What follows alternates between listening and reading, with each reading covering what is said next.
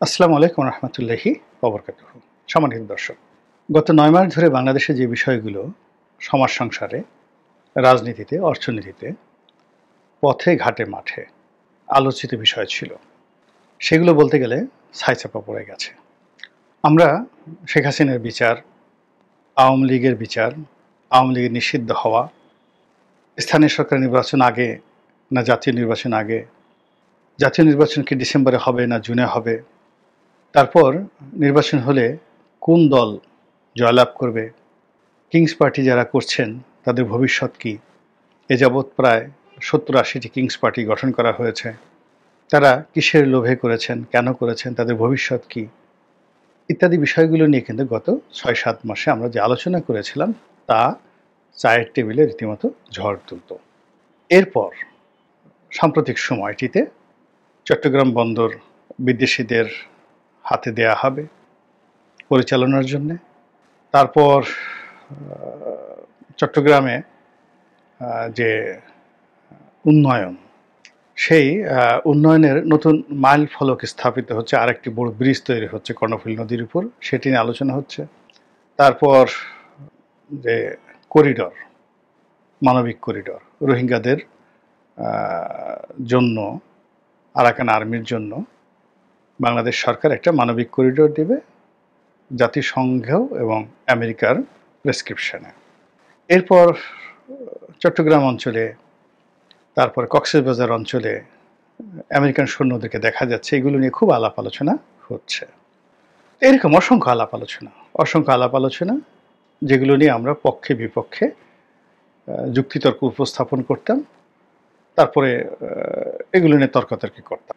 আমরা বলতাম যে বিএনপির সঙ্গে জামাতের হঠাৎ করে এরকম সম্পর্ক খারাপ হলো কেন, আওয়ামী লীগ যতক্ষণ পর্যন্ত নিষিদ্ধ হয়নি ততক্ষণ পর্যন্ত আমরা ক্যালকুলেশন করতাম যে জামাতের সঙ্গে কি আওয়ামী লীগের বন্ধুত্ব হবে নাকি বিএনপির সঙ্গে আওয়ামী লীগের বন্ধুত্ব হবে। আমরা আলোচনা করতাম বাংলাদেশের রয়ের এজেন্ট কারা কারা, ভারতের দালাল কারা কারা, দিল্লির কথায় কারা বাংলাদেশ চালাচ্ছে।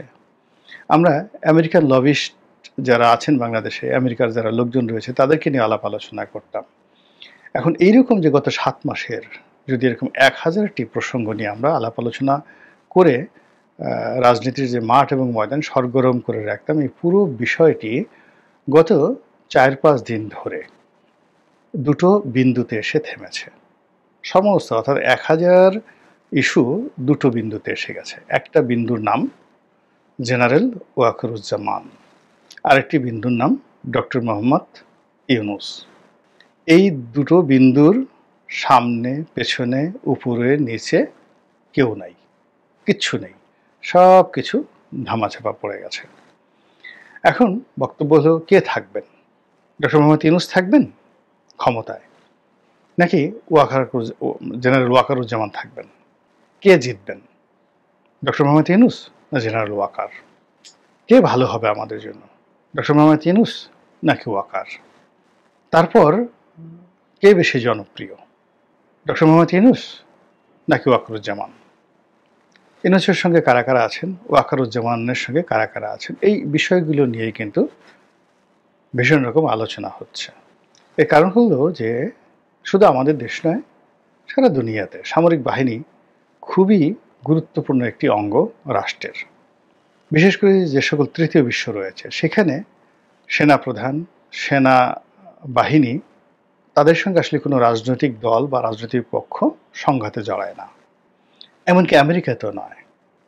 পুতিন জড়িয়েছিলেন তার দুজন জেনারেলের সঙ্গে, এবং দুজন জেনারেল কি এমন একটা অবস্থায় পৌঁছে গিয়েছিল যে পুতিন মারা যেতে পারতেন। এর কারণ হলো তার যে ভাড়াটিয়া ভাগনার বাহিনী, তাদের সঙ্গে যখন তাদের মতদ্বৈততা শুরু হলো তখন তারা ইউক্রেনের যুদ্ধের ময়দান ছেড়ে পুরো মস্কো আক্রমণ করার জন্য মস্কোর দিকে তারা ধাবিত হতে থাকলো।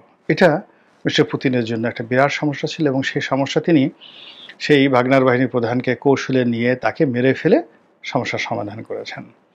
একইভাবে তার একজন খুব শীর্ষ জেনারেল, যেখানে এই ইউক্রেন যুদ্ধের বিরোধিতা করেছিল, তাকেও তিনি শেষ করে দিয়েছেন। কিন্তু সমস্যা হয়েছিল বারাক ওবামার সময়। বারাক ওবামার সময়টিতে বারাক ওবামার সাথে তখন জয়েন্ট চিফ অফ স্টাফ এর সাথে, অর্থাৎ যিনি 3 বাহিনীর প্রধান, তো তার সঙ্গে বারাক ওবামার একটা মতদ্বৈধতা শুরু হয়ে গেল এবং এটা নিয়ে কিন্তু বারাক ওবামাকে প্রচণ্ড রকম ঝামেলা পোহাতে হয়েছিল।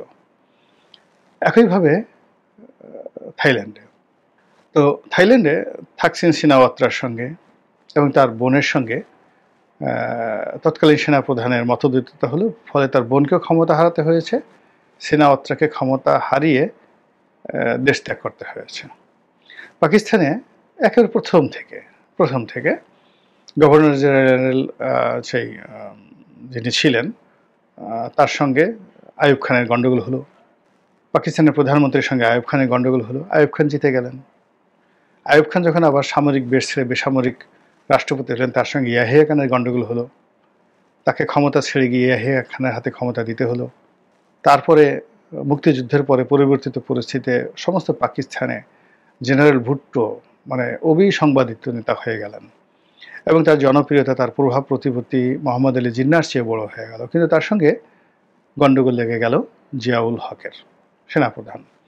এবং জিয়াউল হক কি বলবো, শেখ হাসিনার একেবারে একান্ত বিশ্বস্ত অনুগত যদি কোনো সেনাবাহিনী প্রধান যেমন জেনারেল আজিজকে ধরা হয়, জেনারেল আজিজ শেখ হাসিনার জন্য সব কিছু করতে পারতেন। তো এরকম ভুট্টো সাহেবেরও খুব অনুগত ছিলেন কিন্তু জিয়াউল হক। কিন্তু তার সাথে যখন দ্বন্দ্ব সংঘর্ষ শুরু হলো, সেই জিয়াউল হকের কাছে তাকে ক্ষমতা মানে হারাতে হলো এবং ফাঁসিতে ঝুলতে হলো।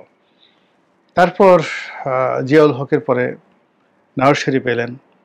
তো নওয়াজ শরীফের ক্ষমতা গেল, জেনারেল পারভেজ মোশাররফ আসলেন ক্ষমতায় এবং 9 বছর তিনি ক্ষমতা ভোগ করলেন।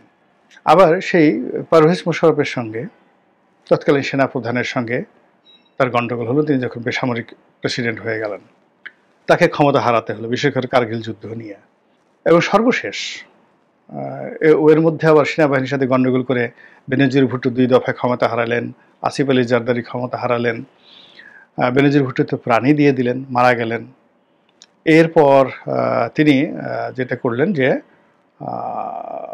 একেবারে সর্বশেষ যেটা পাকিস্তান সেনাবাহিনীর সঙ্গে যাকে বলা হয় গণ্ডগোল করে ইমরান খান সাহেবের মতো বিশ্রুত এবং সারা দুনিয়াতে তার মতো এরকম জনপ্রিয় ব্যক্তি, প্রধানমন্ত্রী হিসেবে, ব্যক্তি হিসেবে, এমনকি টম ক্রুজও নন, স্টার অফ দ্য স্টার, মানে যেখানে ইমরান খান দাঁড়িয়েছেন, মানে উনি প্রধানমন্ত্রী হওয়ার আগে এবং পরে কিংবা সব জায়গাতে, মানে বিশ্ব মঞ্চে যেখানে তিনি দাঁড়িয়েছেন সমস্ত লাইটগুলো তাকে, ফ্ল্যাশগুলো তাকে কেন্দ্র করে হয়েছে। সেই ইমরান খান তিনি তার যে সেনাপ্রধান মিস্টার বাজওয়া কিংবা এই যে এখন যিনি আছেন আসিফ মনির, তাদের সাথে তিনি পারেননি এবং তার পুরো জীবন শেষ হয়ে গেছে। তিনি এখন তার দল নিষিদ্ধ, পার্টি নিষিদ্ধ, রাজনীতি নিষিদ্ধ, তিনি এখন জেলে মরছেন। আপনি যদি পাকিস্তানের ছেড়ে ভারতে যান, এটা এত বড় একটা গণতান্ত্রিক দেশ, সেখানেও সেনাবাহিনীর সঙ্গে ইন্দিরা গান্ধীর যখন মতদ্বৈধতা হলো, সেখানে ইন্দিরা গান্ধীকে কিন্তু পরাজিত হতে হয়েছিল, সেনাবাহিনীর সঙ্গে তাকে আত্মসমর্পণ করতে হয়েছিল। এবং জেনারেল মানেকশ তার লেখা পড়ে দেখেন, মানে তাদের এই দুজনের যে সম্পর্ক, সেই সম্পর্কের মধ্যে অনেকটা অহিনকুল সম্পর্ক ছিল। এবং এই কারণে কি হলো, যাকে বলা হয় ইন্দিরা গান্ধীকে কিন্তু অনেক মূল্য দিতে হয়েছে, প্রচুর মূল্য দিতে হয়েছে। সঞ্জয় গান্ধীর মৃত্যু, তার নিজের মৃত্যু, স্বর্ণমন্দির আক্রমণ, বাংলাদেশের স্বাধীনতা যুদ্ধ, অনেকগুলো তার যে সিদ্ধান্ত, সেই সিদ্ধান্তের সঙ্গে সেনাবাহিনী একমত পোষণ করেনি। সেই একমত পোষণ না করার কারণে তার জীবন, তারপর তার সন্তান রাজীব গান্ধীর জীবন, তারপরে তার আরেক সন্তান সঞ্জয় গান্ধীর জীবন তছনছ হয়ে গেছে। এবং এই ঘটনা থেকে পরবর্তীতে যারা, অর্থাৎ রাজীব গান্ধীর পরে যারা ক্ষমতায় এসেছেন, সেখান থেকে আজ অবধি মিস্টার নরেন্দ্র মোদী পর্যন্ত তারা কিন্তু সেনাবাহিনীর সঙ্গে কখনো কন্ট্রাডিকশনে যায়নি। এমনকি এই যে পাকিস্তান ভারত যুদ্ধ হলো, পুরো রাজনৈতিক নেতৃত্ব চাচ্ছিল যে এই যুদ্ধটি আর কিছুদিন চলুক, কিন্তু ভারতের সেনাবাহিনী সেটা চায়নি। এবং ভারতের সেনাপতিরা সাবেক এবং বর্তমান, তারা সরাসরি মিস্টার নরেন্দ্র মোদীকে যে ভাষা আক্রমণ করেছেন এবং যেভাবে সমালোচনা করেছেন, এবং কাশ্মীরের দায়িত্বরত একজন লেফটেন্যান্ট জেনারেল যেভাবে তাকে গ্রেপ্তার করা হয়েছে, তিনি সরাসরি অস্বীকার করেছেন যে এই যুদ্ধ তিনি করবেন না। ফলে কি হলো দেখুন, যুদ্ধ শুরুর 24 ঘন্টার মধ্যে ভারতকে উদ্যোগী হয়ে আমেরিকার কাছে প্রস্তাব দিয়ে এই যুদ্ধ বন্ধ করতে হয়েছে। এখানে ইন্ডিয়ান মিলিটারি সেটা চাচ্ছিল না। তো ভারত, পাকিস্তান থেকে শুরু করে আমেরিকার যদি এই অবস্থা হয়, তাহলে সেক্ষেত্রে আমাদের বাংলাদেশ বেসিক্যালি পাকিস্তান মিলিটারির একটা ডুপ্লিকেট কপি। অর্থাৎ আমাদের যে ট্রেনিং, আমাদের যে ড্রেস কোড, সেনাবাহিনীর যে ড্রেস কোড, আমাদের যে আর্মস, আমাদের যে যা কিছু আছে, ইভেন আমাদের সিভিল সার্ভিস কিন্তু ইন্ডিয়ান সিভিল সার্ভিসের মতো না, এটা সিএসপি, পাকিস্তান সিভিল সার্ভিসের আদলে। আমাদের যে জুডিশিয়ারি, এই জুডিশিয়ারিতে এলাহাবাদ হাইকোর্টের চাইতে লাহোর হাইকোর্টের রেফারেন্সগুলো আমরা বেশি ব্যবহার করি। এবং আমাদের যে লিগেসি রয়েছে, জুডিশিয়ারি যে লিগেসি রয়েছে, সেখানে পাকিস্তানের যে ধারাবাহিকতা রয়েছে সেটা কিন্তু ইন্ডিয়ান সুপ্রিম কোর্টের যে ধারাবাহিকতা সেটা আমরা কিন্তু অনুসরণ করি না, এমনকি ব্রিটিশ ল আমরা অনুসরণ করি না।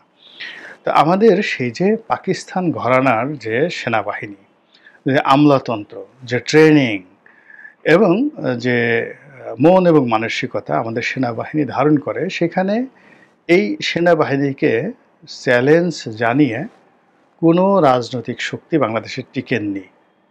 এমনকি বঙ্গবন্ধু শেখ মুজিবুর রহমান সাহেবও নন, তিনি টিকতে পারেননি। এবং এই সেনাবাহিনীর সবচেয়ে জনপ্রিয় কর্মকর্তা জেনারেল জিয়াউর রহমান সবচেয়ে জনপ্রিয় সেনাবাহিনীর মধ্যে। এখন পর্যন্ত এরকম কোনো জেনারেল জনপ্রিয় হননি। কিন্তু তারপরেও কেবলই মাত্র রাজনৈতিক কারণে তিনি যে বিরোধিতার মুখোমুখি হয়েছেন, যে তাকে অসংখ্য বলা হয়ে থাকে, প্রায় মোর দ্যান 40টি তিনি মোকাবেলা করেছেন এবং সর্বশেষ তিনি প্রাণ দিয়েছেন। আল্লাহ যা কিছু করুন আমাদের জন্য কল্যাণের জন্য করুন, এই দোয়া করছি। আসসালামু আলাইকুম রহমতুল্লাহি ওয়া বারাকাতুহু।